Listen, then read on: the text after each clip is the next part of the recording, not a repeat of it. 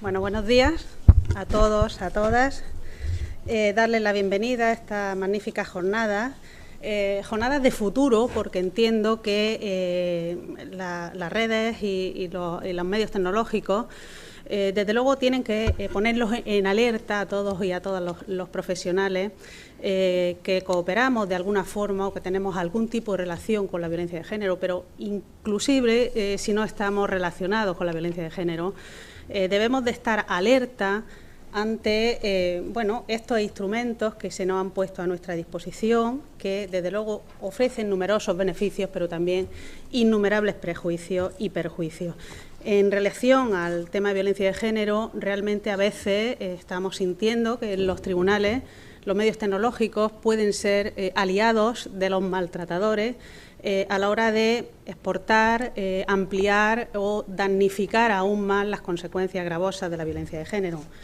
Es, por tanto, una materia que a veces a los propios juristas se nos escapa de nuestra competencia y por eso necesitamos el auxilio, el apoyo y, desde luego, la cooperación con las fuerzas y cuerpos de seguridad para la detección y la prevención de estos delitos a través de medios tecnológicos y, por supuesto, la cooperación de profesionales de un altísimo nivel, como es mi compañero que se sienta a mi derecha, que no solamente tienen conocimientos jurídicos, sino además nos apoyan en conocimientos técnicos, ¿no?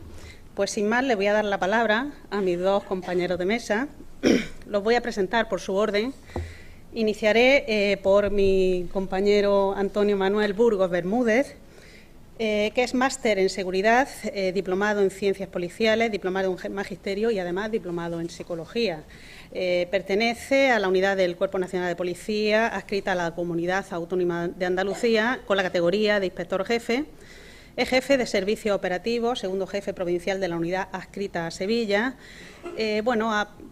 Tiene una amplísima trayectoria de 23 años en sus puestos profesionales, donde su experiencia profesional ha estado avalada en numerosos destinos, como la Brigada Provincial de Información de Barcelona, en Interior, en Madrid, en la Policía Judicial de San Juan de Andafarache, en la Brigada de Información de Sevilla, en la sección operativa de menores y coordinación de la unidad adscrita de la Junta de Andalucía, es decir, una trayectoria amplísima, que con sus conocimientos técnicos nos va a introducir en esta magnífica jornada sin ninguna duda. Muchas gracias. Bueno, vamos a intentar colocar esto. Estaría operativo esto. A ver. Este es mi pelo. Vamos a insertar los medios tecnológicos. ¿Saltían ahí o no saltían? Sí.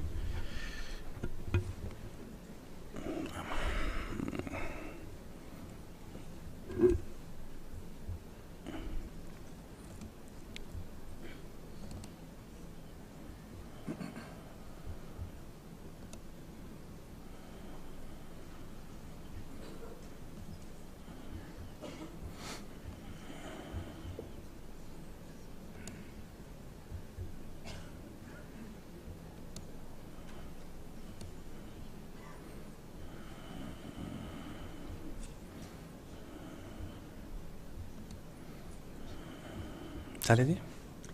No sale, no sé quién es responsable de... No, sí.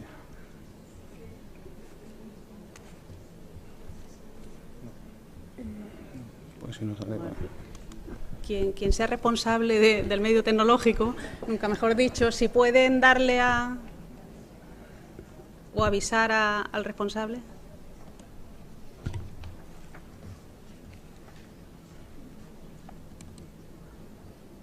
Bueno, pues por cuestiones de orden empezará el primer ponente, luego presentaremos al segundo ponente y con posterioridad ya iniciaremos un debate.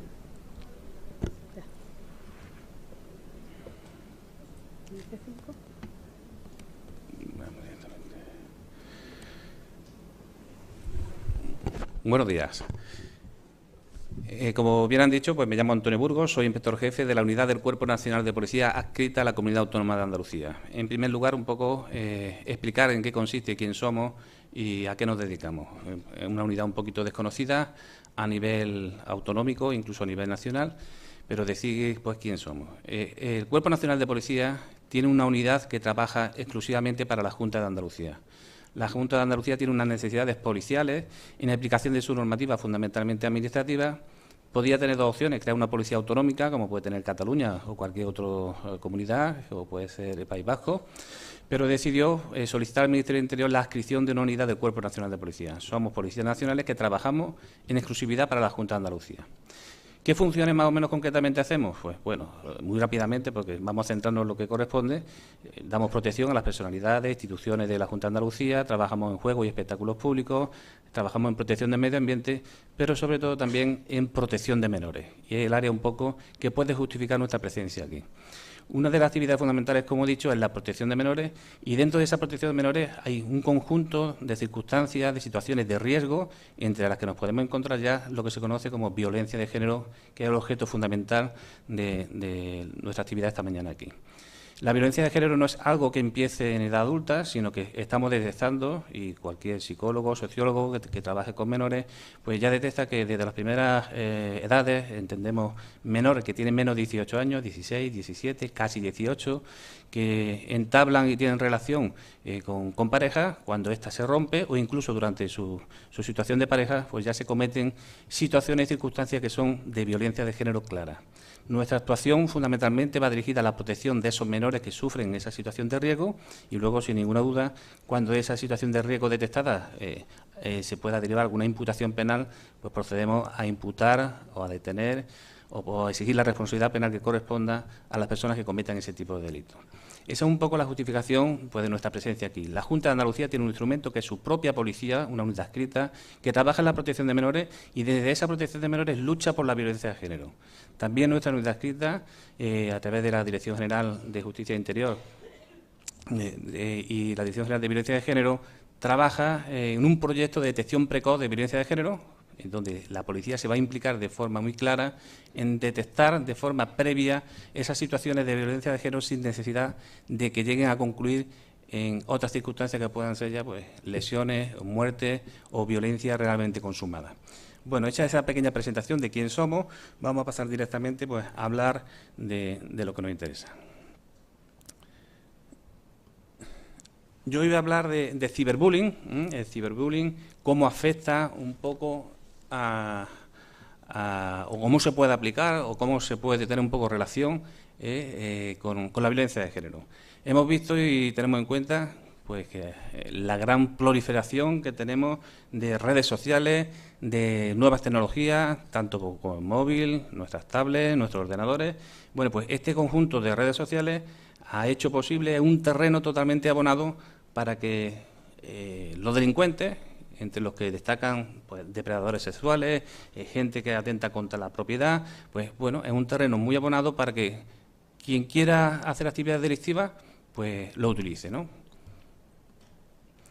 De los estudios que tenemos por ahí, pues se ha demostrado o queda constatado objetivamente que los menores entre 10 y 15 años, al menos el 87,1% participa en las redes sociales. Y entre el 16 y 24 años, hasta el 88,5% pues están metidos en este tipo de redes. Podemos decir que los jóvenes, los adolescentes, tenemos casi el global de la población, tienen alguna relación o tienen contacto con redes sociales. Hablamos directamente de lo que es el ciberbullying. El ciberbullying es una práctica de acoso entre menores que deriva claramente de bullying. Bullying es el acoso directo, no sin utilizar redes sociales, y cuando hablamos de ciberbullying, pues sin ninguna duda se irá utilizando medios tecnológicos relacionados con las tecnologías de la información para ese acoso.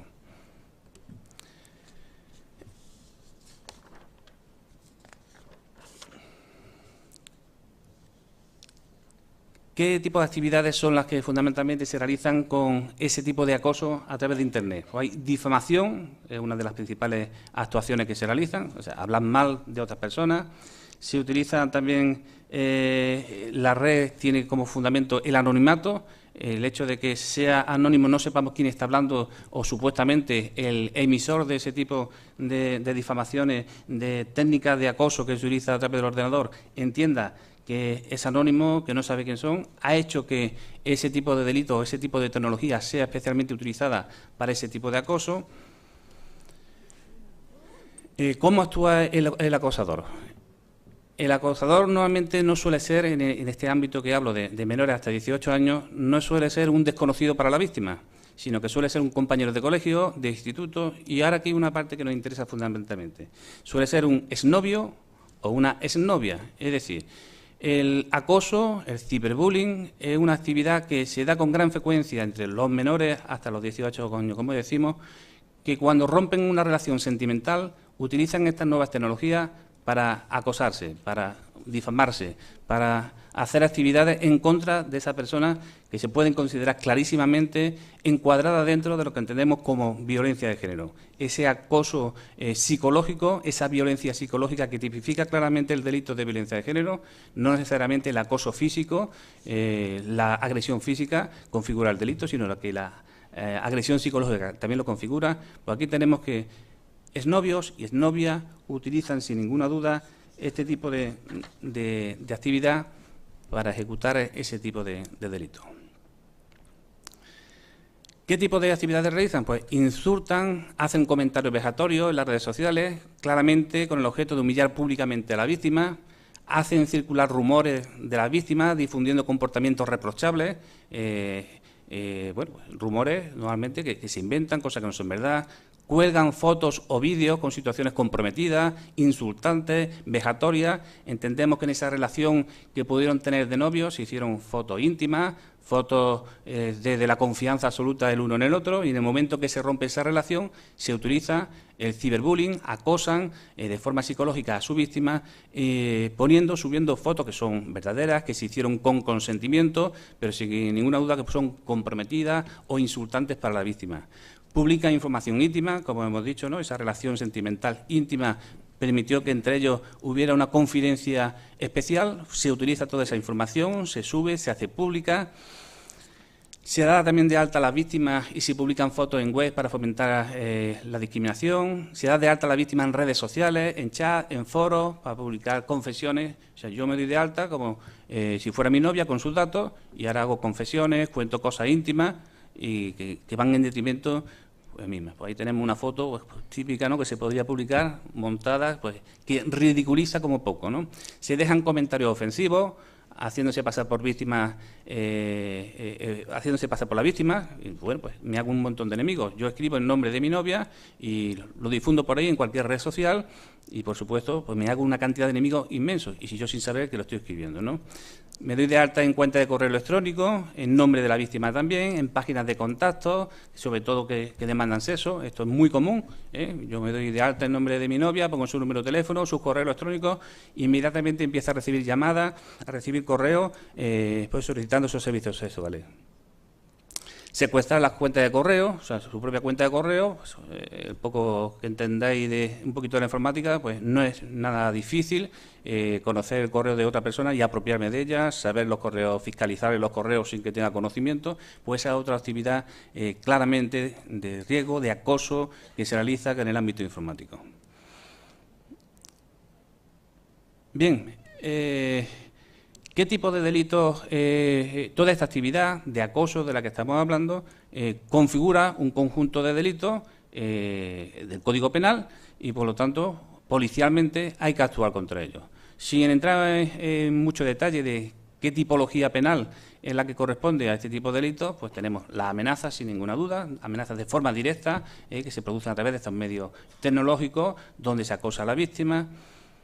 Tenemos las coacciones, sin ninguna duda, pues un conjunto de delitos pues que coaccionan. Si no haces lo que te digo, si no vuelves conmigo, te amenazo, te coacciono, publicaré en Internet, en los correos electrónicos, en el WhatsApp, en Facebook, en Twenty, publicaré las fotos que tenía íntimas, te difamaré. Bueno, pues ese tipo de coacciones, de amenazas que se puedan realizar.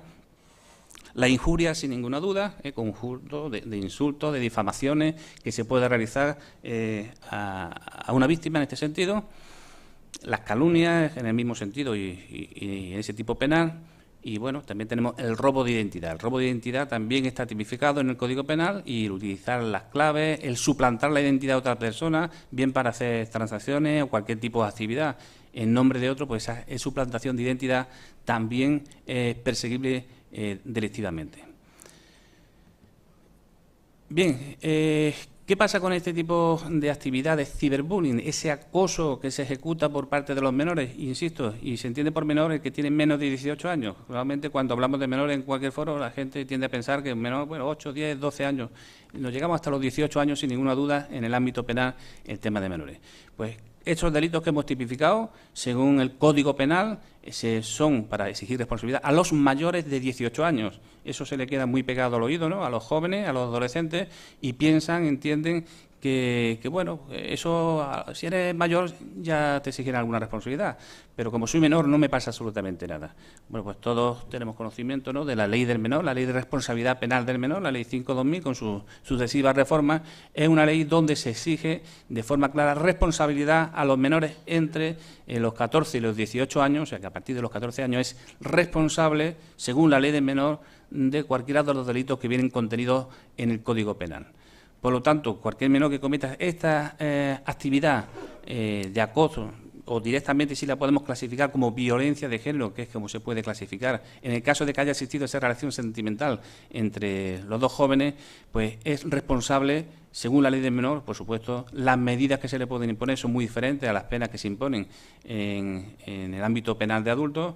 Aún así, este tipo de delitos, como ahora comentará el siguiente ponente, que bien sabe de esta materia, estos delitos no están ampliamente penados. Pues imaginaros si encima eres un menor entre 14 y 18, pues la medida que se te puede imponer, pues básicamente puede ser acudir de forma periódica a un sitio donde hay unos psicólogos que te van a explicar que eso está muy mal hecho y que hay que hacer otras cosas, ¿no? O sea, que tampoco el tipo de medida o de imposición, entre comillas, penal que se puede imponer no es demasiado grave y tal vez pues limite un poco este asunto, ¿no? Un poco concluir casi así. Os voy a poner dos vídeos muy cortitos que no he querido ser excesivamente extensos, muy cortitos que reflejan un poco esta problemática de las redes sociales. A ver si hay suerte y funcionan.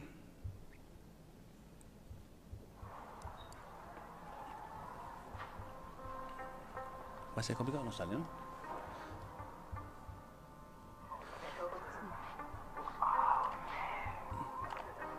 Lo ponemos otra vez y así se ve entero. Y subimos el sonido también. El sonido está al máximo. Bueno, tampoco el sonido no importa. No se ve demasiado bien, pero ¿qué quiero decir? La chica cuelga una foto en un talón de anuncios, ¿no? Si la hubiese colgado en una red social, ¿qué pasaría? Este ha visto la foto y se la lleva. Y la foto permanece. Si estuviera en el talón de anuncios, la foto, el que se la lleva primero, ha desaparecido.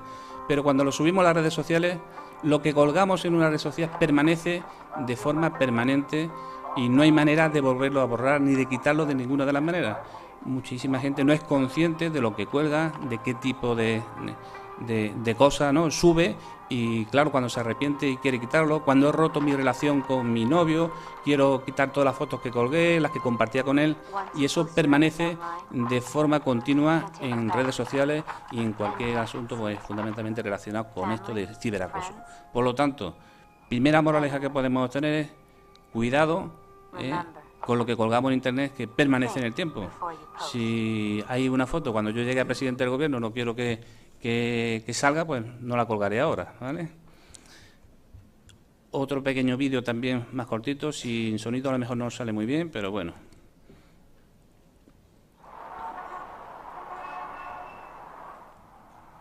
Hola, me llamo Patricia. Tengo 16 años, pero cumplo 17 el 14 de diciembre. Estoy soltera, aunque me gustaría conocer a un chico sincero, sensible y cariñoso. Si es guapo, mejor. Soy liberal y muy divertida. No me interesa la política, me aburre. Soy fiel a mi religión. Es perfecta porque me la he inventado yo. Mis películas favoritas son la saga entera de Crepúsculo, Dirty Dancing y Resacón en las... Bueno, pues básicamente la chica lo que está haciendo es, se ha subido a un autobús y al primero que se ha encontrado le está contando cómo se llama, dónde estudia, qué edad tiene, cuáles son sus gustos, qué tipo de hombre le gusta, a qué hora entra al colegio, a qué hora sale, qué tipo de comida le encanta, qué religión practica, qué deporte y dónde los practica. Pues bueno, pues eso es lo que hacemos, o sobre todo los adolescentes, que es la parte que a mí me toca, hacemos cuando nos conectamos a una red social.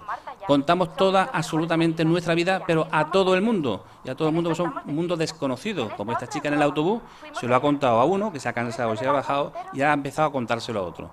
Y la información es permanente y no se modifica. modificar. Bueno, puedes modificar tú si quieres los perfiles de Facebook, de Twenty, pues podemos modificar esos perfiles, pero esa información, mientras tú no la cambies, pues permanece y accede todo el mundo que tenga acceso a esos perfiles, pues tiene conocimiento absoluto de toda tu vida o toda la vida que hayas querido contar. Sobre todo en adolescentes que además cuentan su vida verdadera. Los que son un poco más adultos engañamos un poquito y algunas cosas de verdad y otras cosas engañamos. Pero colgamos en Internet, como digo, ese conjunto de información a la que tiene acceso todo el mundo y que facilita el acoso a través de los medios informáticos. Pues básicamente esta era mi exposición, contaros que existe una unidad en la comunidad autónoma que se dedica a la protección de menores, que desde el ámbito de la protección de menores está muy interesada en la erradicación de la violencia de género, que entendemos que la erradicación de violencia de género debe ejercitarse desde edades tempranas, desde la propia adolescencia, desde el proceso de socialización primaria, en el que no solo están implicados los padres, sino colegios, grupos de iguales en ese proceso de socialización, donde se adquieren los principales valores, y también transmitir que la violencia de género en esas primeras edades tempranas se puede ejercitar y se está ejercitando, y así lo hemos comprobado, desde los medios de comunicación, de los medios de informática, de Internet, de Facebook, redes sociales, se utilizan sin ninguna duda para ese ciberacoso. El ciberbullying como acoso entre menores, explícitamente visto desde la perspectiva de violencia de género, no solo es posible, sino que se da con muchísima más frecuencia que corresponde.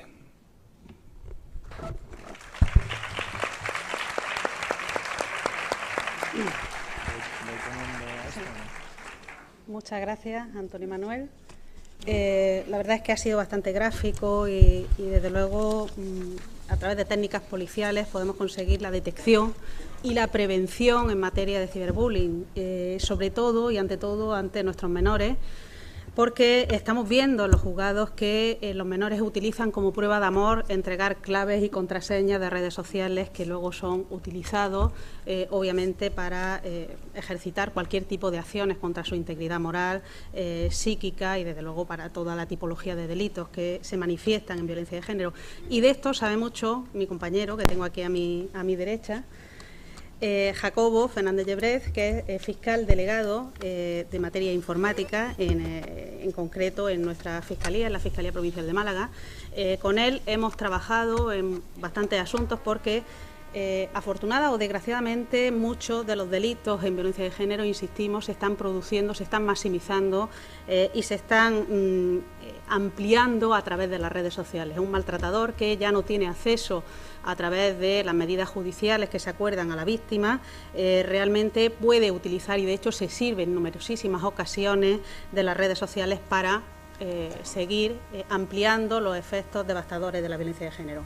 Bien, mi compañero Jacobo Fernández Llebrez ha sido secretario y es secretario en excedencia, plaza que ocupó en el año 90, al igual que su padre, al cual tuve el inmenso honor de conocer y que en paz descanse. Ha sido durante más de 5 años fiscal en la Fiscalía de Pontevedra, donde ejerció allí su labor no solamente como fiscal penal, sino también como fiscal adscrito. Desde ese inicio ya se adscribió y empezó a especializarse en materia de criminalidad informática, y desde el 1994 tiene una plaza ya en la Fiscalía de Málaga, donde se inició en diversas funciones, no solamente fiscal penal, sino también fiscal de menores. Pero su especialidad en la actualidad y desde hace mucho tiempo ha sido fiscal coordinador del sistema informático del Servicio de Criminalidad Informática. Desde aquí le muestro mi gratitud por toda la cortesía que ha tenido siempre en la investigación de los delitos de violencia de género, que tienen una expresión, una especial incidencia a través de medios informáticos, porque él nos da todo el soporte, todo el apoyo y toda la ayuda que los que no estamos especializados en esta materia no tenemos, y que necesariamente tenemos que abrazarnos a su materia. Bueno, pues sin más le voy a dar la palabra a mi compañero, que además ha sido y es formador y ponente en distintos congresos y muy especialmente en las nuevas promociones de fiscales. Muchas gracias. Muchas gracias, Flor. Es un placer estar aquí con vosotros. Bueno, a mí me ha tocado hablaros del child grooming, que es el acoso sexual de un mayor de edad a un menor de edad, ¿de acuerdo? La verdad es que hay dificultades a la hora de definir exactamente qué sería el child grooming. deciros que yo voy a utilizar varios trabajos sobre el child grooming, que los tenéis todos en internet, ¿vale? Entonces, si ponéis en el buscador delito de child grooming, os van a salir varias ponencias, algunas de las cuales son las que yo voy a usar un poco como guión. En principio, el child grooming es una conducta que consiste en una serie de actividades que lleva el abusador, el potencial abusador y agresor sexual, sobre menores, a fin de contactar con ellos y de ganarse la confianza de ellos, bien sea personalmente, que es una de las finalidades últimas, o bien sea directamente a través de Internet. Por tanto, es la acción encaminada a establecer una relación y control emocional sobre un niño o una niña, cuya finalidad última es la de abusar sexualmente del menor. El grooming, en definitiva, es un proceso gradual mediante el que una persona establece una relación de confianza con menores, relación enmascarada como de amistad, en la que abundan los regalos y las muestras de atención y afecto que gradualmente derivan un control sexual y del afecto del menor. De modo que resulta natural esa confianza producida con el menor, resulta natural, no intimidatoria para el propio menor, y no se va dando cuenta que entra en una espiral de coacciones que termina desembocando en la realización de un delito sexual. Esto es importante tenerlo en cuenta, porque con independencia de los conceptos jurídicos que podamos dar aquí, que pueden ser más o menos interesantes según hayan sido bien expuestos con una cierta didáctica, lo cierto es que nosotros deberíamos personalizar la charla que estamos escuchando, ¿no? ¿Qué puedo hacer yo en el entorno en el que yo me muevo para evitar una situación como esta? ¿O cómo puedo yo detectar una situación como esta? Pensar que la tendencia natural que todos tenemos es a la de considerar que estos hechos les ocurren a otras personas, pero a mí no me ocurren, ni a mis hijas o a mis hijos. Esto le ocurre a otras personas que seguro que no están tan formadas como lo estoy yo. Eso es una clara equivocación. Os digo que los casos que tenemos de menores que han sido objeto de grooming, pues pertenecen a todas situaciones familiares. O sea que esto puede ocurrir en cualquier familia, pero hay una serie de acontecimientos que a los padres, a los profesores, a los tutores, a los técnicos de los grupos de menores, pues le puede hacer encender el semáforo en rojo y decirle, ojo con lo que hay aquí, ¿no? Y eso ocurre porque el grooming requiere, como os decía, una relación de confianza con menores duradera en el tiempo, en el que en un primer momento el acosador aparece como un igual al menor. Si es una chica, se hace pasar por un chico, o una chica porque esa chica no quiere tener ningún tipo de relación con el chico, sino que lo que quiere tener es una relación de amistad, pues se hace pasar por una chica, una relación en la que poco a poco se va ganando la confianza, y eso es ya objeto de preguntas hacia el menor o hacia nuestros hijos de qué es lo que hace en Internet. Está claro que todo este tipo de actividades, en un primer momento livianas como estas, que es la de conocerse, conocer, entablar relaciones, pues lleva su tiempo. Cuando van más allá, todo eso se hace en oculto. Cuando vemos que un chico se oculta, una chica se oculta, pues ya tenemos que empezar a pensar que puede haber una situación de riesgo, ¿no? Y eso es interesante para vuestras confidencias, con vuestras tutorías, con las personas, los menores con los que tratéis. ¿Cuánto tiempo dedicas a las redes sociales? Es una pregunta horrorosa, porque la respuesta puede ser a todas horas. Tengo el smartphone a todas horas conectado, ¿no? Bueno, y cuando tú te conectas, ¿desde dónde te conectas? ¿No? ¿Lo haces a solas en tu cuarto? Pues si lo hace a solas en su cuarto, ¿desde qué horas? No, cuando mis padres se acuestan. Cuando tus padres se acuestan, ¿y cuántas horas estás? Porque a todos nos ha pasado que cuando nos ponemos a navegar en Internet, lo que nos gusta, para lo que nos gusta o nos entretiene, para eso siempre tenemos tiempo. Y al menor no digamos. Pero es que pasan horas. Por lo tanto, ya deja de estudiar, deja de hacer deporte, deja de atender a sus redes sociales verdaderas, a sus amigos naturales, y empieza a tener amigos virtuales. Y todas estas cosas son cosas que con amor, con cariño y atención, pues uno se va dando cuenta, porque esto no ocurre de por sí.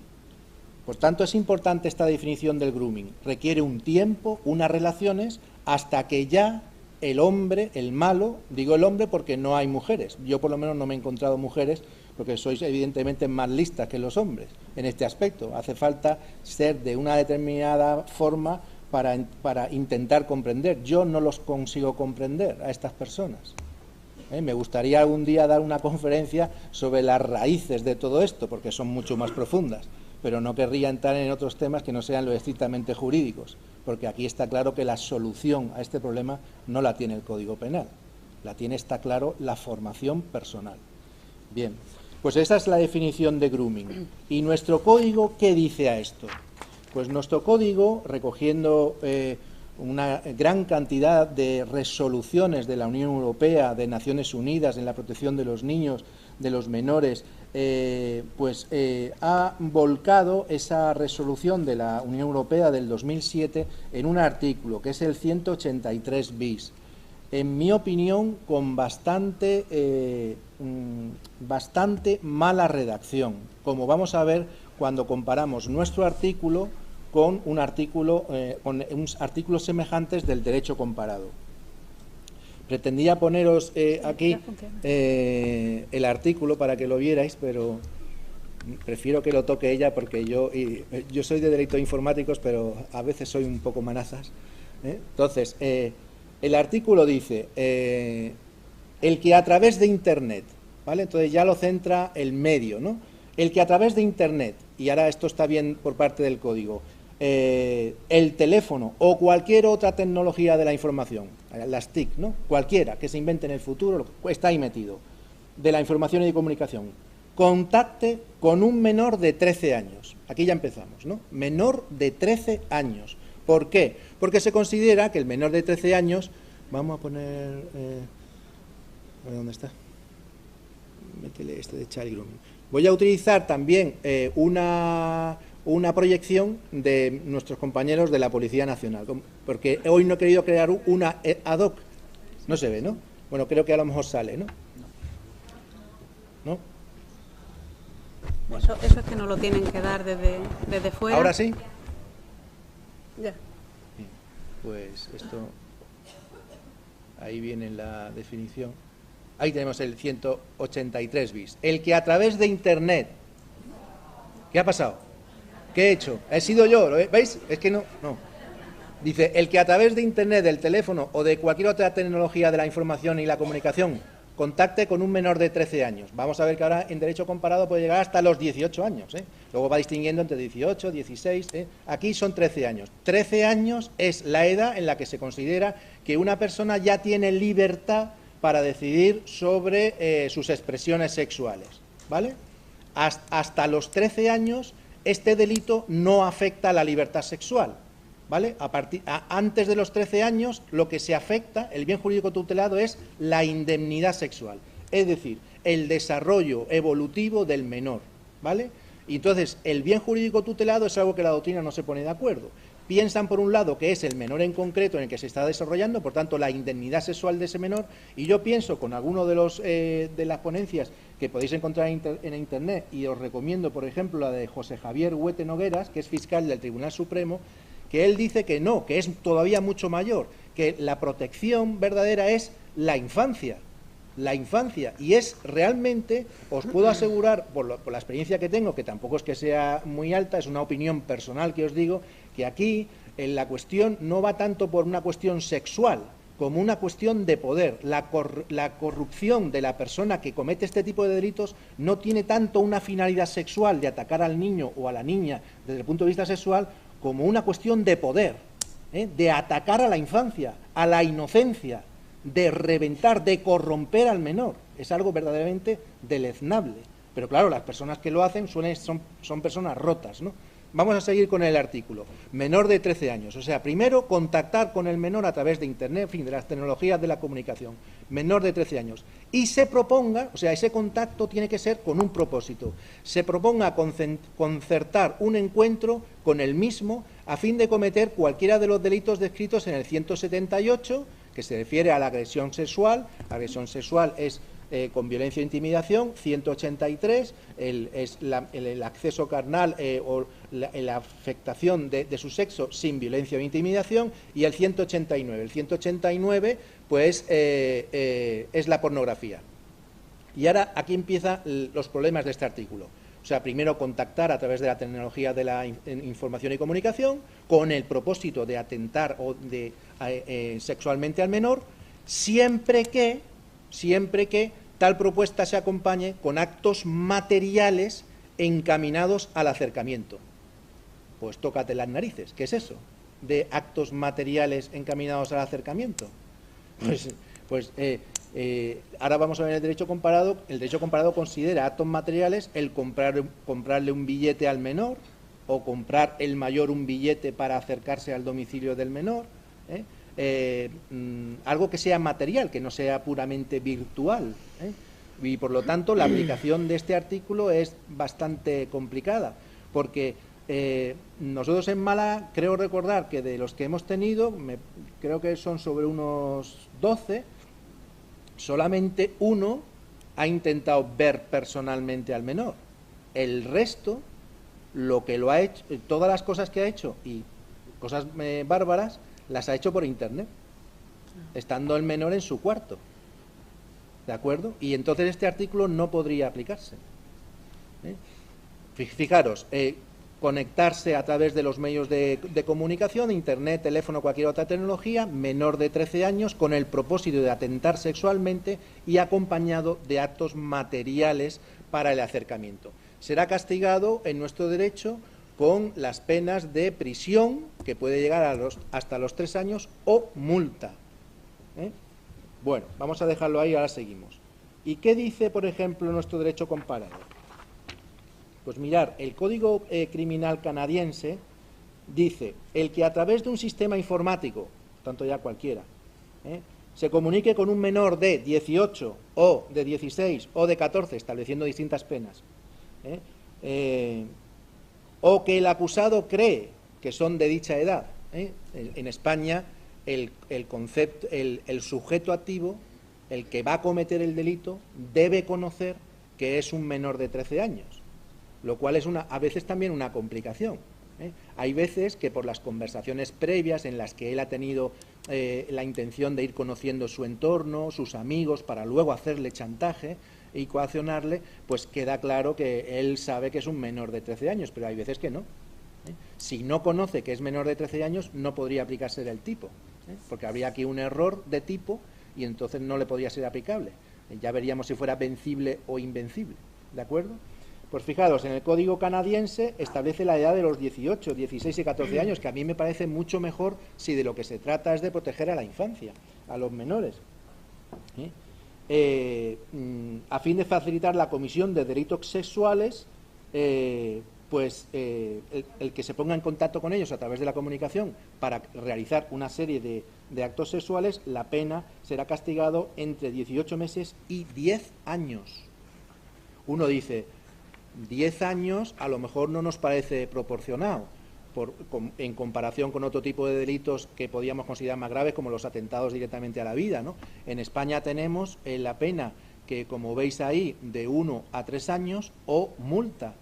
Pues yo os diría que a lo mejor 10 años parece excesivo, pero desde luego parece bastante poco nuestro castigo por una multa, porque también hay que tener en cuenta toda la legislación penitenciaria. A una persona le puedes tener un tipo con una condena, una posibilidad de condena de 10 años, y luego la pena ser moderada, modulada a las circunstancias del caso por el juez, y a lo mejor si va la pena de 1 a 10, pues a lo mejor te pone 2 o te pone 3 y ya estaríamos dentro de nuestro tipo penal de hasta 3 años. Muy interesante mandar a la sociedad, mandar a este tipo de personas que son muy difíciles de resocializar, muy difíciles de conseguir que tras una condena y el paso por prisión no vuelvan a realizar los hechos por los que ha sido condenado, y sería muy interesante haber mandado a este tipo de personas ese mensaje didáctico que siempre tiene el Código Penal de prevención general y de prevención especial, de decirle, ojo, que como hagas esto te pueden caer 10 años de prisión. Luego, efectivamente, la pena, luego tendrá que reducirse, entiendo yo, me parece un poco excesivo los 10 años, pero desde luego nunca una pena de multa o una pena de hasta 3 años. ¿De acuerdo? Eso en Canadá. ¿Qué pasa, por ejemplo, en Australia? En Australia se castiga a quien contacte mediante un medio de comunicación con un menor de 16 años, que yo creo que era la edad en la que debería haberse tenido en cuenta, ¿sí?, con la intención de conseguir mantener relaciones sexuales con él, o con un mayor de 18 años, o con otra persona. Y la pena es también, o puede llegar también, hasta los 10 años de prisión. Seguimos. Por ejemplo, en otras legislaciones, para no cansaros, viene a establecer también una horquilla en ese sentido, ¿no? Por lo tanto, la primera crítica que le podíamos hacer a este artículo es el que la pena no me parece ajustada a la gravedad de los hechos. Porque, fijaros, lo que se está castigando, vamos a seguir con el artículo, sin entrar en muchas profundidades, porque no quiero tampoco cansaros a los que no domináis los conceptos jurídicos, pero aquí lo que se está castigando es un acto preparatorio, ¿de acuerdo? Fijaros que el que a través de Internet se proponga, es decir, quiera contacte con un menor con la finalidad de atentar sexualmente contra él, acompañado de actos materiales. Y luego dice, será castigado, ¿no? Y luego dice, sin perjuicio de las penas correspondientes a los delitos que en su caso se haya cometido. Este artículo parece querer decir que si tú, una vez que has contactado con él con ese propósito y llevas actos materiales, luego efectivamente lo llevas a cabo, pues se cometen dos delitos. Se comete el delito del child grooming, del acoso sexual a través de Internet, y luego el acto sexual que tú hayas cometido.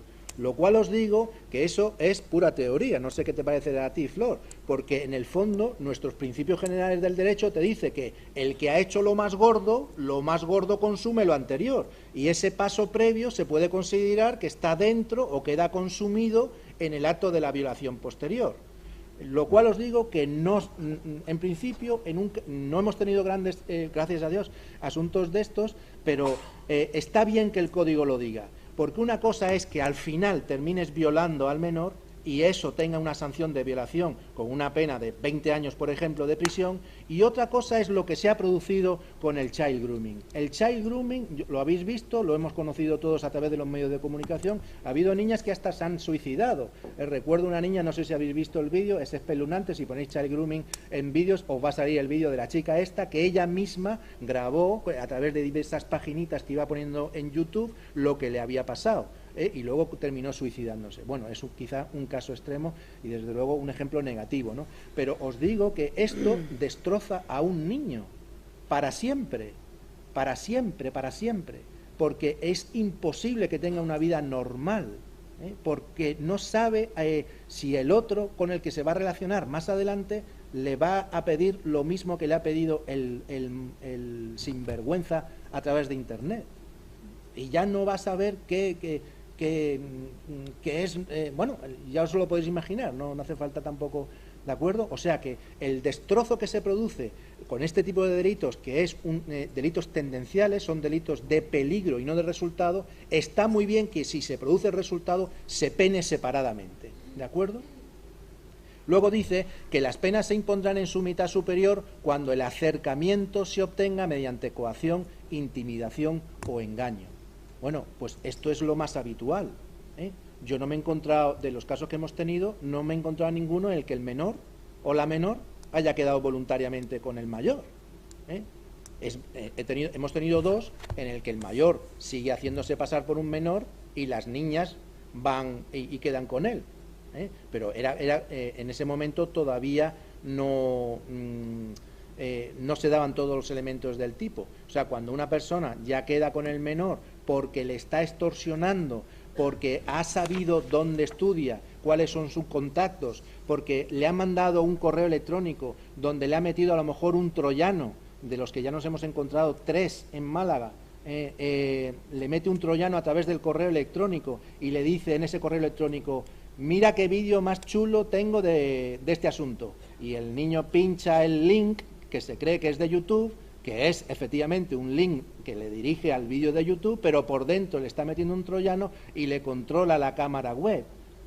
Le controla la cámara web y entonces le está grabando todo lo que hace o lo que no hace, o directamente, más sencillo todavía, en ese chat que se establece entre ambos, al final consigue que le exhiba por la cámara web sus partes, con posturas que cada vez le va pidiendo más cosas. Si no me lo haces, voy a poner esta foto que te he grabado o este vídeo que te he grabado en tus redes sociales, se lo voy a decir a tus padres, se lo voy a decir a tu novio, se lo voy a decir a no sé qué, a no sé cuánto. Como veis, todo ese tipo de actividades requieren un tiempo, y eso es porque en general, pues os digo que me he encontrado con todo tipo de familias, pero son familias en las que los padres pues están atontados.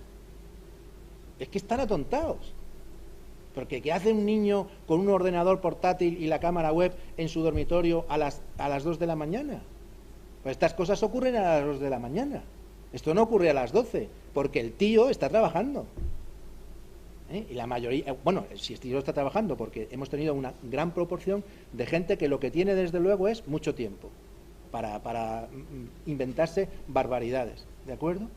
Por lo tanto, esto es importante, lo que os decía de las cosas jurídicas que podamos decir y de qué podía llevarme yo personalmente, ¿no? Pues en mi entorno, todos tenemos un entorno de 50 personas, 60 personas, 100 personas, nuestros familiares, nuestros hijos, tíos, abuelos, parientes, etcétera, ¿no? Bueno, ¿dónde tengo yo los adolescentes? ¿Dónde usan Internet? Hoy en día en el portátil, bueno, o en la gran mayoría hoy en día con los smartphones, bueno, pues ¿cuál es mi pauta de navegación? ¿A qué hora suelo entrar? ¿Cómo tengo configurado? Estas cosas hay que hablarlas. ¿Cómo tengo configurado la red social? El Twitter, el Facebook, ¿con qué personas contacto? ¿Cómo lo tengo? ¿Tengo mi perfil abierto para que cualquier persona se ponga en contacto o solo con mis amigos? Todo eso va a hacer que entre adolescentes y mayores, entre profesores y alumnos, haya una relación de comunicación enriquecedora, donde mutuamente nos vamos a ir aprendiendo pautas de seguridad en el tráfico de Internet, en el tráfico de datos. Y también, porque nosotros tenemos más experiencia de la vida por ser mayor de edad, de decirles estas cosas, que hay veces que ellos no se dan cuenta, que piensan que si el correo le viene de su amiga María Pérez, pues tiene que ser María Pérez, y no le entra en la cabeza que María Pérez puede no ser María Pérez. Por lo tanto, huir en esta materia del buenismo, pensar que si tenemos abierto un ordenador a Internet, lo tenemos abierto al mundo y por tanto a todo lo bueno, pero también todo lo malo, huir del buenismo, tener esa mentalidad de decir, bueno, voy a tomar cautelas, ¿de acuerdo? Porque nosotros no vamos con nuestros niños por sitios malos de la ciudad de Málaga. Todos sabemos los sitios malos, no se nos ocurre ir de madrugada por esos sitios. Pues la misma precaución de la vida normal y real, pues tenemos que adoptarla en la vida virtual. Y en segundo lugar, pues tener en cuenta estas circunstancias, que para llevar a cabo, para conseguir esa finalidad en la que ya el niño no puede más, porque le ha sacado fotos íntimas, vídeos íntimos, donde a lo mejor incluso el niño pues ha hecho cosas de las que se va a arrepentir toda su vida delante de la cámara, pues a veces lo ha hecho por coacción, por miedo, porque no sabe, porque si es muy muy pequeño, que ya estamos teniendo niños pequeños, hemos tenido a uno de 8 años, de 8 años, que lo que quería, ese a lo mejor se salva porque es tan pequeño que todavía no, pero niños más mayores, esos ya les deja marcados de por vida, ¿no? Pues todo eso requiere un tiempo, y ese es el tiempo que nosotros tenemos para intentar averiguar las cosas, ¿de acuerdo? Que no llegue a ese extremo final de que el malo consiga atacar sexualmente al menor. Bien, pues esta es la estructura que tenemos, esto es lo que hay. En un primer momento este artículo tenía mayor gravedad, luego fue objeto de reforma en el Senado por el partido que lo propuso, que fue el Partido Popular, y al final, con una ponencia reformadora, pues quedó como está. Efectivamente, es algo tenemos, hay otras legislaciones que todavía no han adoptado esta protección de los menores, pero es un tema clave y en el que todos tenemos que estar muy pendientes. Pues yo creo que con esto termino mi exposición y ya para lo que queráis. Muchas gracias.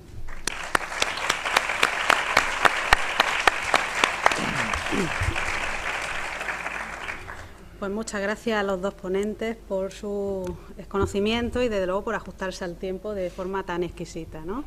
Efectivamente, el child granting parece insuficiente para dar cobertura a nuestros menores, teniendo en cuenta que solamente se está cubriendo a los menores de 13 años cuando las categorías de la minoría de edad cambian en el Código Penal y en el Código Civil en distintas edades, ¿no?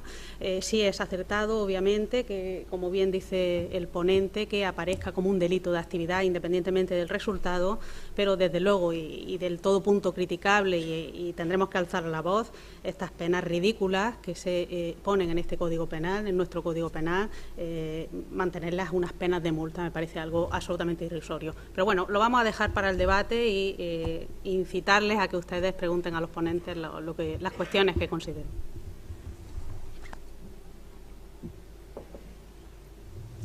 A ver quién se atreve, quién es el valiente. Hola, valiente.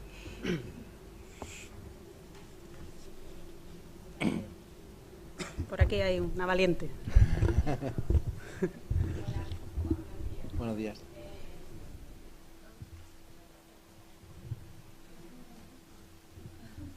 Los medios. Buenos días. Muchas gracias por su exposición. Yo soy Mercedes de la Casa, soy profesora de secundaria y, bueno, siempre que acudo a estos foros y a nivel jurídico se nos da esta información, ahora vuelvo a sorprenderme con el tema de la edad, de estos 13 años. Estaba aquí comentando con mi compañera, desde mi ignorancia total, es que si la mayoría de edad en este país es los 18 años, como en cuestiones, vamos a ver, 18 años para, en mi centro, por ejemplo, los menores de 18 años, ellos no pueden recoger sus notas, sus calificaciones. Entonces a mí eso me da una bofetada. Como cuestiones tan brutales en este país, las personas que tienen el poder para determinar y el conocimiento, se puede llegar a ese acuerdo de esos 13 años. Y la pregunta es, ¿qué se puede hacer? ¿De qué manera se podrían, creo que son ustedes las personas especializadas, o las personas que participan en el gobierno, en los partidos, ya lo sabemos todos, pero de qué manera, desde dónde podemos, no sé si será desde las bases, porque para mí es escandaloso esto de los 13 años. Nada más. Muchas gracias. Muchas gracias. Creo que la pregunta va dirigida a Jacobo, sin perjuicio que el compañero pueda hacer alguna manifestación. Yo estoy totalmente de acuerdo contigo, pero también es verdad que el derecho penal se dice que es la última ratio, la última razón del ordenamiento jurídico. Entonces entra solamente en funcionamiento cuando se atacan los bienes jurídicos más importantes y a través de los ataques más fuertes y más importantes, ¿no? El problema que tenemos con la edad, y hay que decirlo claro, es que hay niños de 15 años que esto lo hacen voluntariamente. Y por una cosa tan peregrina como una recarga de móvil. O sea, el tío malo, te recargo el móvil si me haces esto delante de la cámara. Y va el chaval y lo hace. Ese es el problema. ¿De acuerdo? Entonces, hay que poner un límite. Yo no estoy de acuerdo con los 13 años. Yo creo que se tenía que haber puesto a los 16. ¿De acuerdo? Pero reconozco que es complicado también, porque claro, todo este tipo de actuaciones es sin el consentimiento del menor. Y ojo, porque hay menores de 12 años que han prestado el consentimiento.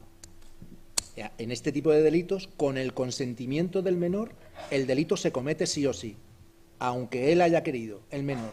Porque el legislador presume, iure sed de iure, que aunque haya consentimiento no tiene libertad. Y me parece muy bien. Entonces, el kit de la cuestión está dónde tienes absoluta libertad. y el legislador ha querido que sea a partir de los 13 años. Yo personalmente creo que se tendría que haber subido más, a lo mejor 14 o incluso, en mi opinión, 16. Pero reconozco que hoy en día un menor de 15 años en cuestiones de sexo es, creo, completamente libre. Sí. 18, 16. A nivel europeo, porque tanta Unión Europea, ¿cuál es la edad? 16, Pues ¿no? está entre 16 y 13. Nosotros lo tenemos sinceramente bajo. Nosotros creo que somos, junto con Italia, el más bajo. Quizá también por una cuestión sociológica, claro. Y es que los países del sur, los niños y las niñas se desarrollan antes, quizá, por una cuestión ambiental o una cuestión lo que sea, ¿no? Pero no lo sé. La verdad es que la razón, prefiero pensar que es una razón positiva, porque se me ocurren muchas razones negativas, la verdad, ¿eh? Pero prefiero no decirlas en público. Sí. ¿Y qué opina el ponente si hablamos de 18 años en vez de 16? 18 años, podría ponerse 18 años, pero entonces habría que discriminar y meter en el artículo la coletilla de sin consentimiento del menor, o con un consentimiento viciado por la violencia, por la intimidación, cosa que ya contempla el Código. O sea, en ese sentido no habría necesidad, porque claro, no os he explicado también la ubicación de este artículo. Las ubicaciones de los artículos, es decir, de los delitos, dentro del Código Penal tiene su importancia.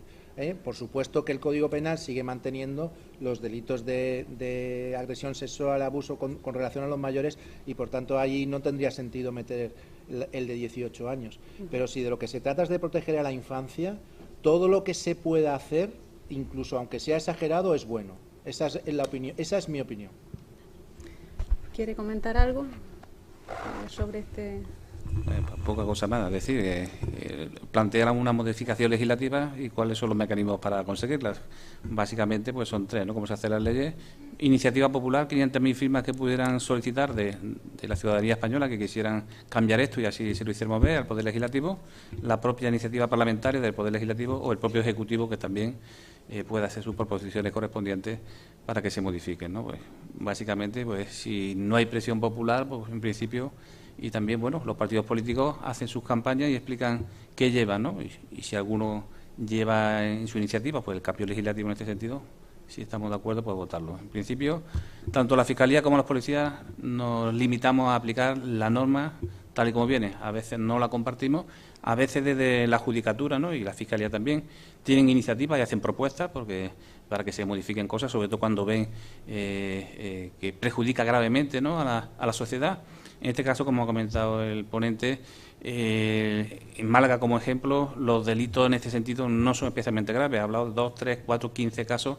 O sea, no es un delito excesivamente grave que pueda provocar esa iniciativa desde el mundo judicial. Cambie usted esto, que la gravedad del delito exige un mayor poder punitivo del Estado, ¿no? En este sentido, sí lo ha habido, ¿no? En otros delitos, donde no solo la presión popular, sino el propio juez y la Fiscalía que incita, ¿no?, la acción de la justicia, ha visto que es necesario, sin ninguna duda, modificar la pena que se impone a algunos delitos, y han sido modificados y de forma rápida por el Poder Legislativo, ¿no? En principio es un delito muy, muy escandaloso, es decir, cuando un menor se puede ver inmerso en un delito sexual, es súper escandaloso y doloroso, ¿no?, para la sociedad en general, muy espectacular y alarmante, pero sí es cierto que los casos no son excesivos y que hayan provocado esa iniciativa, ¿no? Sí, me van a permitir una pregunta ambos ponentes.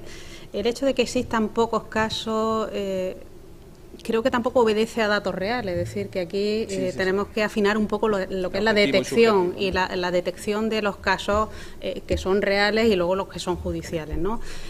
¿Han pensado que hay alguna horquilla de distancia entre los casos reales y los que pueden ser reales? Hombre, en este tipo de delitos, como en todos los delitos sexuales, la verdad es que no se denuncia todo lo que hay, porque esto genera, bueno, pues una afectación a la intimidad clarísima. Aparte que la Administración de Justicia siempre va procurando en no contaminar más de lo debido a la víctima, pero que hay que reconocer, tal y como está hoy en día la Administración de Justicia, que a un menor en este tipo de delitos se le puede hacer comparecer varias veces. Una vez en la policía, la denuncia que ponen los padres, otra vez a lo mejor en la fiscalía, otra vez a lo mejor en el juzgado, 1 o 2 veces, luego llega el juicio resulta que se suspende, se señala para otra vez, en fin, eso la gente lo sabe y dice, mira, yo por un guarro que se ha puesto en contacto conmigo y que me ha dicho que haga no sé qué, pues yo no lo denuncio. Esa realidad yo creo que la tenemos todos, la Fuerza y Cuerpo de Seguridad de Estado y también los profesionales, ¿no? Pero ciertamente es que el tipo que estamos tratando hoy, es que eso de que vaya acompañado de actos materiales, pues realmente es que no hemos tenido nada más que uno. Y aparte que no se sabe ahora mismo, porque no hay jurisprudencia todavía, porque es un tipo muy nuevo, porque se introdujo en el 2010, no sabemos qué son actos materiales. No os he leído algunas de las legislaciones que lo especifican, como el comprarse un billete, como sacarle una reserva en un hotel al menor, etcétera, pero no se sabe. Yo pienso que lo material pues podría llegar a ser mandar una foto, pero bueno, reconozco que las fotos también son virtuales, entonces no es fácil. Entonces, como el tipo exige que haya ese acompañamiento de actos materiales, pues el tipo también es difícil de aplicar. Y luego lo que os decía, la gran mayoría de los casos que hemos tenido son casos en los que al final estas conductas han quedado un poco desdibujadas por lo que luego ha hecho más grave, como puede ser una violación o una agresión sexual. Entonces aparecerá en la estadística judicial no como un child grooming, sino como una violación, como una agresión sexual o simplemente como pornografía. En concreto, estoy acordando ahora de 3. El malo le grababa al menor sin que el menor lo supiera. El menor sabía que lo estaban haciendo por la videocámara, pero no sabía que el malo le estaba grabando. Y entonces este tío esos vídeos los transmitía, ¿vale? Entonces al final lo acusamos de pornografía, como no hubo actos materiales no le pudimos meter este tipo, pero lo acusamos de pornografía y estadísticamente cuando se hagan los estudios criminológicos aparecerá como pornografía y no como child grooming. Por lo tanto, luego habría que empezar a discriminar, en los delitos sexuales, digo, por los que vais a estudiar a lo mejor, aquí hay alguno de criminología, pues tendríamos que empezar a limpiar dentro del grupo de pornografía cuáles empezaron con un child grooming, o los delitos sexuales cuáles empezaron con un child grooming, y a lo mejor podríamos llevarnos sorpresas. Buenos días. Por añadir algo más en ese sentido, perdona un momento. Sí. Bueno, pues comentar que efectivamente, como la pregunta, ¿no?, que partía de la moderadora, era que si realmente sí hay pocas denuncias reales que tengan conocimiento, lleguen al cauce judicial, pero que realmente los casos pueden ser mucho más profundos. Como se ha comentado también, es cierto que hay más voluntariedad por parte de... O sea, que los contactos se producen, pero que acceden de forma voluntaria, incluso lo saben y son conscientes de que están con un adulto y que no es tan involuntario como pueda parecer, ¿no? Los casos, por supuesto, que tienen conocimiento de la justicia y la policía son aquellos quienes se ha visto sorprendido por un acercamiento de alguien que lo ha engañado, porque no era un chico de su edad y al final ha sido un adulto, ¿no? Pero hay veces que se sabe y el menor consciente sin ninguna duda la relación, bien por lo que le gusta o bien por las prebendas o las dádivas que le puedan dar, ¿no?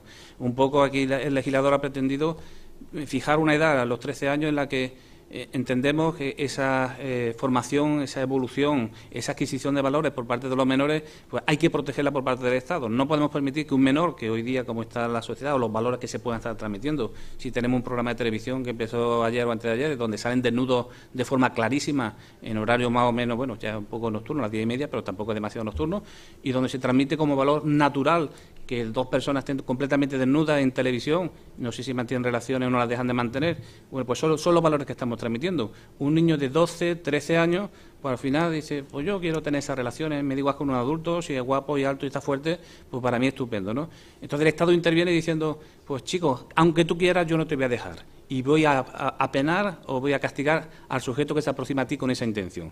Por eso un poco también se fija esta edad de 13 años. Es decir, bueno, como está la vida, pues con 14 años tener relaciones sexuales con quien te dé la gana, pues más o menos pudiera ser aceptable si tú has querido, pero a los 13 yo no te voy a consentir como Estado y te voy a proteger, porque creo que por lo menos hasta ese momento tenemos que intervenir, ¿no?, para luchar contra eso, ¿no? Disculpa la interrupción. Buenos días, me llamo Mar y soy maestra de primaria, y lo de la edad de 13 años siempre me chasquea mucho, porque los que intentamos trabajar en primaria estos temas tenemos muy pocas herramientas porque todas necesitan registros de correo electrónico, lo cual sería ilegal. Entonces los niños tienen que empezar a falsear su edad. Ya la familia lo tiene que hacer y lo tiene que aceptar. Y los docentes que trabajamos también trabajamos con ese conocimiento. Entonces yo nunca sé hasta qué punto estamos contribuyendo a favorecer que no se provocan estas situaciones o estamos favoreciendo que los niños se introduzcan. Yo creo que favorecemos en el sentido de que si quiero que sean buenos ciudadanos en la calle, tienen que ser buenos ciudadanos digitales. Pero lo que es la legislación no nos ayuda. Y las herramientas que hay que no requieren registro son muy pobres y tienen muy pocos recursos. Y los problemas surgen en redes sociales que están cerradas y no son de su edad. Entonces, cuando hablan de la edad, de que el malo no sabe la edad de los niños, tenemos que contar que los niños, para darse de alta en ciertos sitios, tienen que darse de alta diciendo que no tienen la edad que tienen realmente. Y eso lo tenemos que trabajar antes de que pase esto, en primaria. Pues sí, ahí tienes toda la razón. Os falta herramientas y nos falta herramientas, ¿no? Efectivamente, yo creo que habría dos tesis, digamos, ¿no? El procurar que a determinadas edades no se entre por Internet. Yo creo que haya determinadas páginas que no tengan acceso a los menores o poner una serie de requisitos. Todo eso está bien, pero en el fondo eso a la gente no le funciona. A la gente lo que le funciona es el problema es, claro, con estas edades, ¿no? Que no tienen capacidad de criterio, no son capaces de sopesar los riesgos y valorarlos adecuadamente. Pero lo mismo que se enseña, sinceramente, yo creo que tiene que haber una revolución, que ya se está produciendo, lo sé, soy consciente de ello con todas las enseñanzas de las TIC en los institutos y en los colegios, pero todavía más. Lo mismo que se enseña a leer y a escribir, se tiene que enseñar a navegar de manera correcta por Internet. O sea, hay personas, que lo que decía el anterior ponente, que no saben que insultar es una cosa gravísima porque en Internet, porque ese insulto, lo mismo que la fotografía que hemos visto en el vídeo, eso ya no se puede borrar. O sea, nosotros cuando en mi época, cuando uno se calentaba contra un compañero, le decía 4 cosas, le pegaba un empujón y aquello había terminado al día siguiente. Hoy en día eso se hace con el smartphone y se manda y eso queda para los restos. Y eso es lo que hay que empezar a enseñar desde chiquitillo, porque hoy en día es que decimos que no tengan smartphone hasta los 12 años.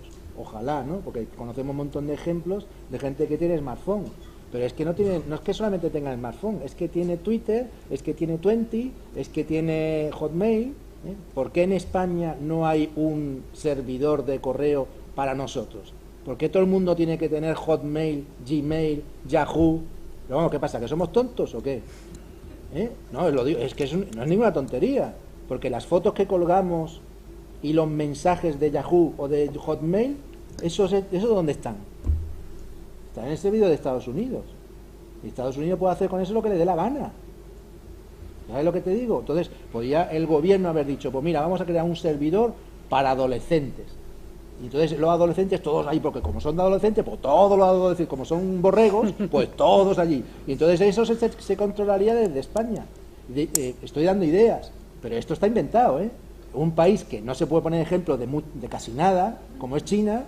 En China no hay pornografía. No hay. O sea que si se quiere, se consigue.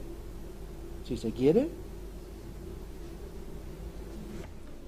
Bueno, nada, por añadir un poco el tema de poder acceder, ¿no?, a los correos que tienen los niños, los chats, los móviles, a su clave y contraseña, bueno, es una función fundamentalmente que debe corresponder a los padres, ¿no? Ese control debe ejercitarlo el padre. En fin, efectivamente hay una gran deficiencia actual, ¿no?, de ese proceso socializador que hemos hablado antes, de la familia que corresponde, que lo hemos depositado sin ninguna duda en el colegio. O sea, que sois las principales responsables de la educación de los niños del futuro, porque los padres estamos trabajando y no tenemos tiempo para dedicarlo. Cuando llegamos a casa queremos descansar un poco a ver ese programa que hemos dicho antes, ¿no? O sea, que el colegio es fundamental y esencial. Desde el Cuerpo Nacional de Policía existen programas parecidos, ¿no? Un poco a lo que hemos expuesto aquí, un poco más didácticos, dirigido a los niños, donde se habla de ciberacoso, se habla de ciberbullying y se habla de las nuevas tecnologías, del riesgo en el que corren, de cómo se deben utilizar y qué pasa. Y bueno, esto de la foto que hemos puesto, como se ha comentado, ¿no? Que lo que pone no se puede quitar y qué responsabilidades son las que pueden incurrir, sobre todo a partir de los 14 años. Y como he dicho, los niños, los adultos no lo saben, imagínate, pues los niños de entre 14, 15 y 16, que son muy jóvenes, pues no tienen ni idea de las responsabilidades las que pueden incurrir. Esas herramientas deben ser utilizadas, ¿no? Nosotros damos charlas en todos los colegios que no lo piden, desde luego, y esas charlas van encaminadas en el sentido socializar, adquirir nuevos valores y como poco ofrecer el poder punitivo del Estado de las consecuencias que pueden tener y que vayan asumiendo responsabilidades. Si lo hago, sé lo que puede ocurrir. Si contacto con un sujeto, bien que me haya engañado, me ha dicho que es de mi misma edad, pero para mantener relaciones sexuales, pues que sepas qué consecuencias puede tener y ahora a partir de ese momento eres responsable tú de lo que ocurre, ¿no? Todos podemos ayudar y participar en eso, en ofrecer por lo menos el conocimiento, luego ya cada uno que haga lo que pueda y el control absoluto no se puede tener, ¿no? ¿Alguna pregunta? Hola. Quería plantear un tema, si el Código Penal puede contemplar o contempla, no lo sé, como un delito la omisión o dejación por parte de los padres de esa responsabilidad que tienen, que exactamente igual que se considera delito no llevar la sillita bien atada a un niño y directamente van con una multa. ¿No podemos considerar también delito esa falta de responsabilidad paterna de dejar a sus hijos hasta las 3 de la mañana navegando por Internet? Porque es una cuestión que nos exigen una serie de responsabilidades a los profesionales, pero sin embargo luego los padres parece que no asumen ninguna responsabilidad sobre estos temas o piensan que no son culpables, no sé, no. Es una cuestión que nos planteamos muchas veces. Vamos, el Código Penal contempla la posibilidad de cometer delitos por acción, lo que se llama comisión, también por omisión, por ejemplo, omitir un deber o lo que sea, o un auxilio, y también por lo que se llama comisión por omisión. Es decir, esto que estás planteando ya se da en el Código Penal y se puede acusar perfectamente a un padre que permite que su hijo haga lo que está, por ejemplo, acosando a otro menor de madrugada, porque el padre tiene lo que se llama posición de garante, ¿vale? Entonces, como él está él garantiza que todo lo que se hace en su familia respecto de un menor de edad, o de un, por ejemplo, imagínate que es un incapaz, o una persona que tiene, pues él es responsable de todo lo que él hace. Él sería responsable, ojo, no solamente civilmente, que esto ya se contempla y se lleva en la Fiscalía de Menores, donde se abren los juicios de responsabilidad civil hacia los padres, sino estamos hablando, me imagino que es lo que tú planteabas, como responsable penal. O sea, un menor que acosa a otro menor en el ordenador de tu casa, en el ordenador en el que tú pagas, la línea de teléfono que tú pagas, y desde tu casa, cuando tú tenías que estar ahí vigilando que el niño estuviera a lo mejor durmiendo, pues está claro que tú puedes ser acusado porque tenías posición de garante y tenías la obligación de evitar que eso se produjera. Entonces, lo que pasa que me preguntarán, ¿y eso por qué no se ha hecho? Pues tienes toda la razón, porque no se ha hecho. Pues debería empezar a hacerse. En Francia, por ejemplo, aquí en España todavía no se ha hecho, que yo sepa, a lo mejor me estoy confundiendo, pero en Francia, por ejemplo, el amigo que se va de copas con el amigo y sabe que su amigo está borracho y permite que coja el coche y luego tiene un accidente, le hacen responsable al amigo que iba borracho y al otro que no cuidó de su amigo, porque tenía posición de garante. Pues no digamos la relación mucho más fuerte paterno-filial, ¿no? Pero eso lo contempla el Código, aunque a lo mejor ahí los fiscales no hemos ejercido todas las acciones que teníamos que ejercer. Pero no es fácil, no es fácil porque el derecho penal actual, como tiene que ser, es lógico, está en un Estado de Derecho, castiga por una responsabilidad personal, ¿vale? Es un derecho penal de autor y entonces el padre siempre puede decir, oye, mira, yo he hecho lo que he podido, le he dicho al niño 1000 veces que haga esto y que esto no lo haga y luego, oye, yo estaba durmiendo y el niño pues ha cogido esto y ha hecho eso. Entonces, ¿vale? Nosotros, como policía autonómica que somos, ¿no?, y trabajamos en el ámbito de la protección del menor, tenemos cierta experiencia en el sentido que ha indicado, ¿no? Existe, como bien sabéis, el Código Civil establece los deberes inherentes a la patria potestad, el Código Civil, no penal, ¿vale? Dice qué deberes, no qué derechos, sino qué deberes tienen los padres que tienen hijos, que a veces también, cuando nos casamos o nos unimos y tenemos un hijo, pues nadie nos lo ha contado, pero bueno, hay que leer la normativa, que tenemos derecho a saberlo todo. Y entre ellos está, pues, proveerle alimentos, proveerle que esté sano, es decir, llevarlo al médico cuando corresponda y esté malito, proveerle la educación en los valores que correspondan a la cultura en la que te encuentras, básicamente todo aquello necesario que permita su desarrollo integral como persona dentro de la sociedad en la que vivimos. Eso más o menos resumidamente dice el Código Civil con respecto a la patria potestad.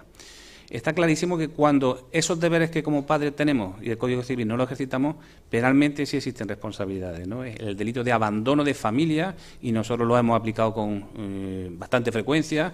Una de las actividades que nos encomienda la Junta de Andalucía es hacer informes de situación de aquellos menores en situación de riesgo, sobre todo en zonas marginales y deprimidas, pues como pudiera ser La Palma, Palmilla, aquí en Málaga, donde los técnicos sociales no se atreven a entrar, a lo mejor a hacer un informe de situación, y nosotros la primera cosa que hacemos es comprobar si la casa está aseada, está limpia, y nos encontramos casas pues que no se han limpiado en la vida, con los colchones en el suelo, con la ropa totalmente sucia, los baños atascados, no hay agua corriente, no hay luz, ese tipo de casas que nos encontramos. Bueno, pues ya hay que luego intentar determinar si el padre lo ha hecho porque quiere o no puede proveer esas necesidades básicas del menor.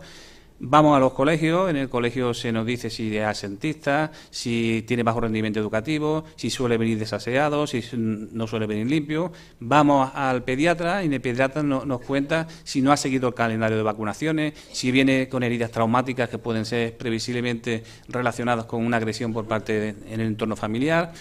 Y luego pues también consultamos a familiares y nos entrevistamos sin ninguna duda con los padres. De ahí se llega a sacar una conclusión si el padre está ejerciendo los deberes inherentes a la patria potestad como corresponden, o no lo hace porque no le da la gana o simplemente porque no puede. Si no puede, gracias a Dios actualmente, y en Andalucía por lo menos, tenemos mecanismos sociales que permiten darle un apoyo económico, alimenticio, de aseo, de ropa y esas cosas. Nosotros llegamos a proponer imputaciones y pues las sentimos colar simplemente, o sea que no llevar al niño al colegio, que es una obligación también inherente a la patria potestad. En la educación española de 6 a los 16 años es obligatoria, y si no lleva un niño al colegio, pues tiene una responsabilidad. Y procedemos a la imputación del abandono de familias.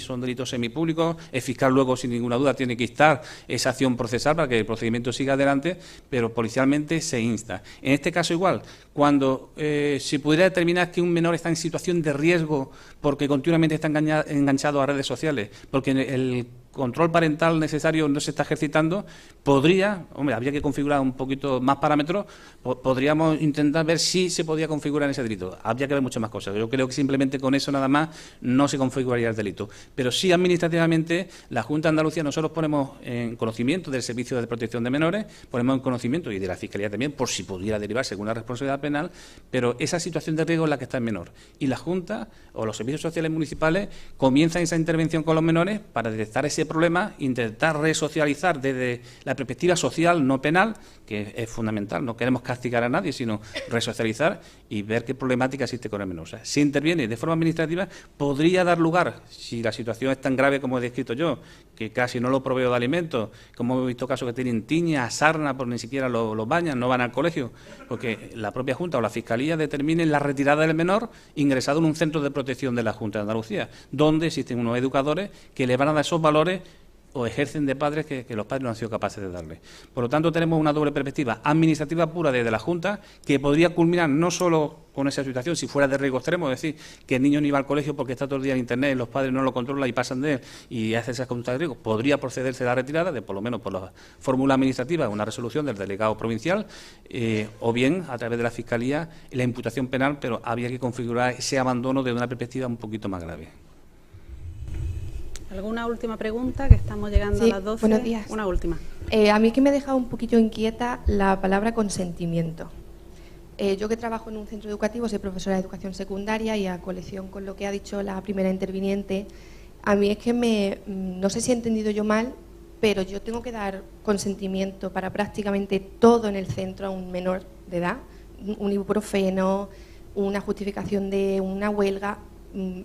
y me causa un poquillo de inquietud la palabra consentimiento cuando se menciona que ha habido consentimiento por parte del menor para que se cometa el delito. Entonces, no sé si he entendido yo mal y varía la aplicación de la ley en esos casos. Si es así, ya... Bueno, si son delitos, si hay consentimiento o no, es un delito, por lo tanto, hay responsabilidad penal. O sea que cuando hay una actividad delictiva no lo hay. No sé si he sido yo el que lo ha comentado u otro, pero lo que hacía referencia es que cuando yo consiento una relación sexual fuera del ámbito delictivo, aunque tenga 14 años, si me quiero ir con en este caso yo no, un niño pequeñito, ¿no? Con una niña pequeña de 14, 15 años, con un adulto quiere mantener unas relaciones sexuales consentidas, si no están configuradas dentro del ámbito delictivo, pues no se puede hacer nada más. Aquí faltan valores, falta educación, falta otra cosa, pero si no configura lo que el tipo penal establece, pues policialmente o judicialmente, creo que ya lo dirán por aquí, pues no se puede hacer nada más. Que el padre debe ejercer un control. Si no lo ejerce, tal vez los servicios sociales de la Junta de Andalucía pueden intervenir en esa situación de riesgo en la que se puede encontrar un menor de 18 años que puede ser mantener relaciones sexuales de forma continuada pues con adultos, ¿no? Pues puede ser una situación de riesgo grave que podría determinar la retirada del menor, ¿no? Jacobo, ¿tú quieres añadir algo? Bueno, eso, es deciros que el consentimiento no se tiene en cuenta hasta los 13 años. A partir de los 13 años el consentimiento sí se tiene en cuenta. Entonces tú dirás, ¿y por qué no se tiene en cuenta para prescribir ibuprofeno o para recoger las notas o para otras cosas? Pues esta es la sociedad que tenemos, que para unos casos se tiene en cuenta unas cosas y para otros casos otras. Es que es un sinsentido, claramente. Totalmente. Sí, yo añadiría además que son razones de política criminal. En este artículo del 183 se estableció que el consentimiento tiene que tener el techo de los 13 años. A partir de los 13 años el Estado no es garante de nada, ¿no? Otra cosa es la reflexión que podamos hacer aquí de esa insuficiencia, que yo comparto con ustedes perfectamente. Es decir, me parece absolutamente insuficiente que el techo de los 13 años sea un techo a partir del cual ya no podamos proteger al menor en esta tipología de delitos. Lo comparto absolutamente, pero claro, desde la Fiscalía o desde las propias instancias públicas solamente podemos respetar y obedecer esta ley, sin perjuicio de las críticas que nos pueda merecer, que eso parecen obvias. Quedaba para una pregunta más, bueno, por cortesía, la última, sí.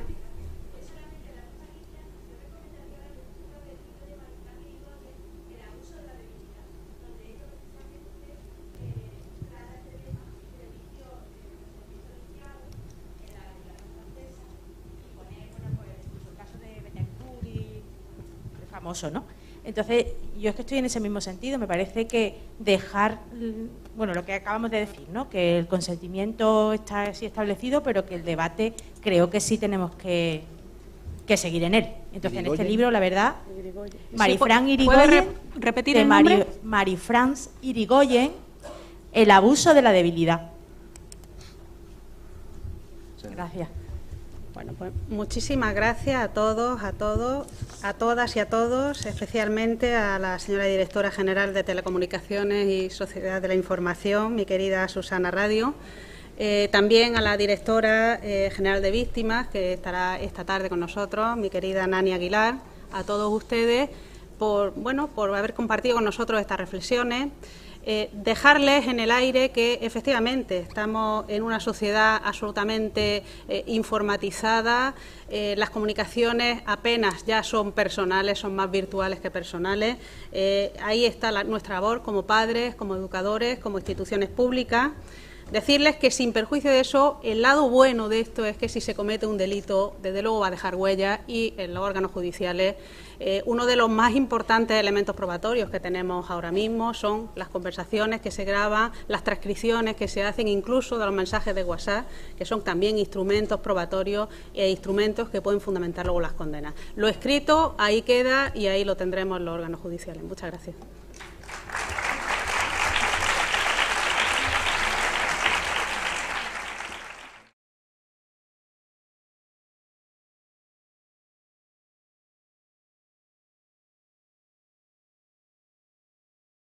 Nuestra presencia aquí. Una de las actividades fundamentales, como he dicho, es la protección de menores, y dentro de esa protección de menores hay un conjunto de circunstancias, de situaciones de riesgo, entre las que nos podemos encontrar ya lo que se conoce como violencia de género, que es el objeto fundamental de nuestra actividad esta mañana aquí. La violencia de género no es algo que empiece en edad adulta, sino que estamos detectando, y cualquier psicólogo, sociólogo que trabaje con menores, pues ya detecta que desde las primeras edades, entendemos menores que tienen menos de 18 años, 16, 17, casi 18, que entablan y tienen relación con pareja, cuando ésta se rompe o incluso durante su situación de pareja, pues ya se cometen situaciones y circunstancias que son de violencia de género clara. Nuestra actuación fundamentalmente va dirigida a la protección de esos menores que sufren esa situación de riesgo y luego, sin ninguna duda, cuando esa situación de riesgo detectada se pueda derivar alguna imputación penal, pues procedemos a imputar o a detener o a exigir la responsabilidad penal que corresponda a las personas que cometan ese tipo de delitos. Esa es un poco la justificación, pues, de nuestra presencia aquí. La Junta de Andalucía tiene un instrumento que es su propia policía, una unidad adscrita, que trabaja en la protección de menores y desde esa protección de menores lucha por la violencia de género.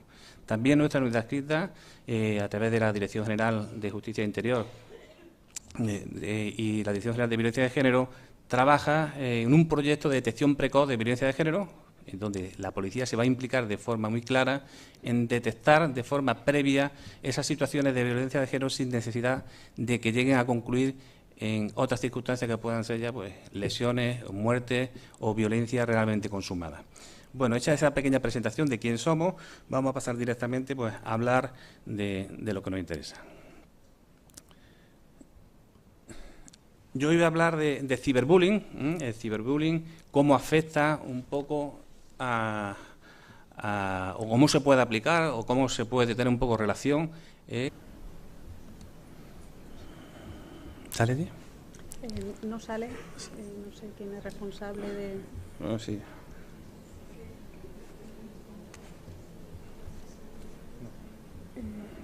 Pues si no sale... Quien sea responsable del medio tecnológico, nunca mejor dicho, si pueden darle o avisar al responsable.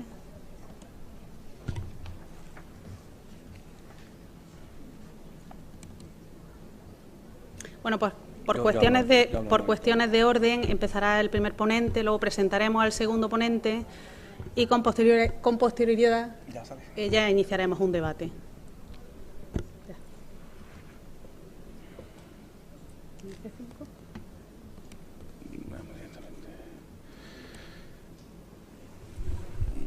Buenos días. Como bien han dicho, pues me llamo Antonio Burgos, soy inspector jefe de la Unidad del Cuerpo Nacional de Policía adscrita a la Comunidad Autónoma de Andalucía. En primer lugar, un poco explicar en qué consiste, quién somos y a qué nos dedicamos. Es una unidad un poquito desconocida a nivel autonómico, incluso a nivel nacional, pero decir, pues, quién somos. El Cuerpo Nacional de Policía tiene una unidad que trabaja exclusivamente para la Junta de Andalucía. La Junta de Andalucía tiene unas necesidades policiales en aplicación de su normativa fundamentalmente administrativa.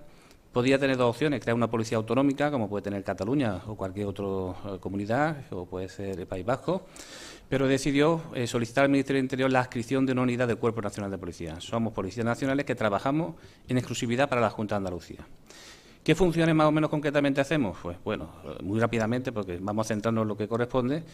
Damos protección a las personalidades, instituciones de la Junta de Andalucía, trabajamos en juegos y espectáculos públicos, trabajamos en protección del medio ambiente, pero sobre todo también en protección de menores. Y es el área un poco que puede justificar con la violencia de género.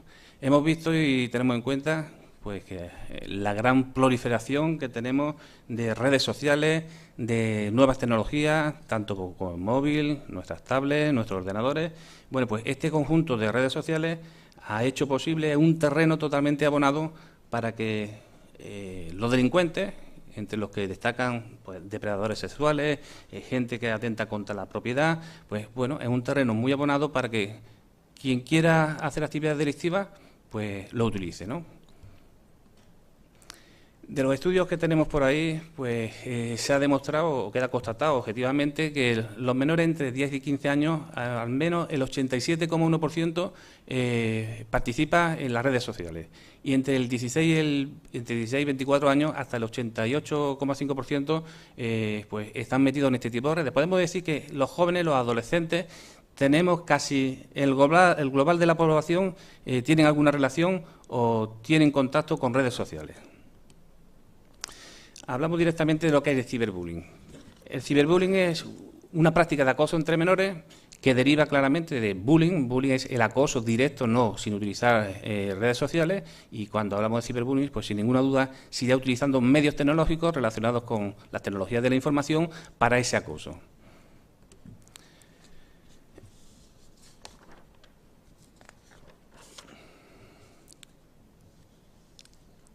¿Qué tipo de actividades son las que fundamentalmente se realizan con ese tipo de acoso a través de Internet? Pues hay difamación, es una de las principales actuaciones que se realizan, o sea, hablar mal de otras personas. Se utiliza también, la red tiene como fundamento el anonimato, el hecho de que sea anónimo, no sepamos quién está hablando o supuestamente el emisor de ese tipo de difamaciones, de técnicas de acoso que se utilizan. De mesa, los voy a presentar por su orden. Iniciaré por mi compañero Antonio Manuel Burgos Bermúdez, que es máster en seguridad, diplomado en ciencias policiales, diplomado en magisterio y además diplomado en psicología. Pertenece a la unidad del Cuerpo Nacional de Policía, adscrita a la Comunidad Autónoma de Andalucía, con la categoría de inspector jefe. Es jefe de servicio operativo, segundo jefe provincial de la unidad adscrita a Sevilla. Tiene una amplísima trayectoria de 23 años en sus puestos profesionales, donde su experiencia profesional ha estado avalada en numerosos destinos, como la Brigada Provincial de Información de Barcelona, en Interior en Madrid, en la Policía Judicial de San Juan de Andafarache, en la Brigada de Información de Sevilla, en la sección operativa de menores y coordinación de la unidad adscrita de la Junta de Andalucía, es decir, una trayectoria amplísima, que con sus conocimientos técnicos nos va a introducir en esta magnífica jornada sin ninguna duda. Muchas gracias. Bueno, vamos a intentar colocar esto. Estaría operativo esto. A ver. Este es mi pelo. Vamos a insertar los medios tecnológicos. ¿Saltían ahí o no saltían? Sí.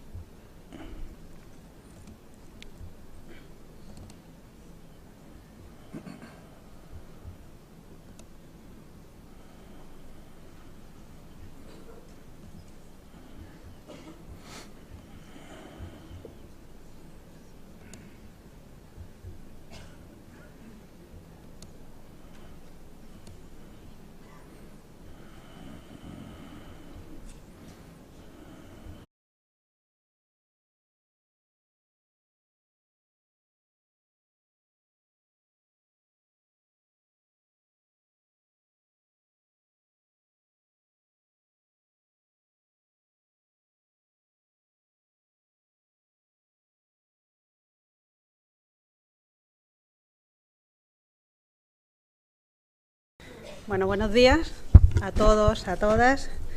Darles la bienvenida a esta magnífica jornada.